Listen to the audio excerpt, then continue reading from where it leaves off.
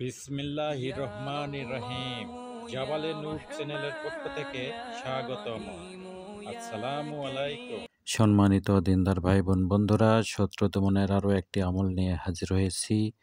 শত্রু একজন হোক আর অনেকজন হোক, সকলেই ধ্বংসপ্রাপ্ত হবে।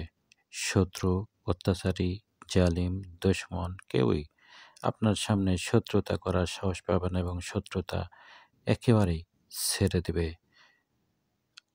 এই আমলটি কোরআনিক একটি আমল। এই আমলটি করলে শত্রু দল ধ্বংসপ্রাপ্ত হবে, সেই সাথে আপনার দেনা বা ঋণ থাকলে মুক্তি লাভ করা যাবে। এছাড়া যে কোনো বিপদ হতে রক্ষা পাওয়া যাবে। কাজেই এই আমলটি খুবই গুরুত্বপূর্ণ, কোরআনিক একটি আমল এবং এর আরও একটি ফজিলতে বলা হয়েছে, কোনো ঘরে 3 রাত্রে যদি এই 2টি আয়াত পড়া হয় তাহলে জিন শয়তান ওই ঘরে প্রবেশ করবে না।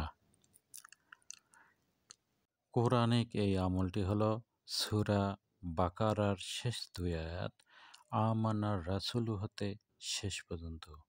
আমানা রাসূলু হতে শেষ পর্যন্ত। এটি সূরা বাকারার শেষ 2টি আয়াত পবিত্র কোরআন শরীফ দেখে আপনি শুদ্ধভাবে সহিভাবে পাঠ করতে হবে। এর নিয়ম হলো, ইহা আরশের নিম্নস্থ ধনভাণ্ডার। এশার নামাজ পড়ার পর এই 2টি আয়াত পাঠ করলে রাত্রি জাগরণের সওয়াব পাওয়া যায়, সারাত জেগে ইবাদত করার সওয়াব পাওয়া যায়।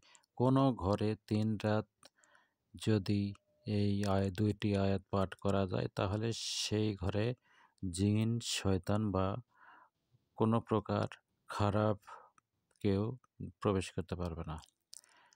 যে কেউ বিপদকালে আয়াতুল কুরসি ও সূরা বাকারার শেষ 2 আয়াত পাঠ করবে, আল্লাহ তাআলা তার বিপদ উদ্ধার করবেন।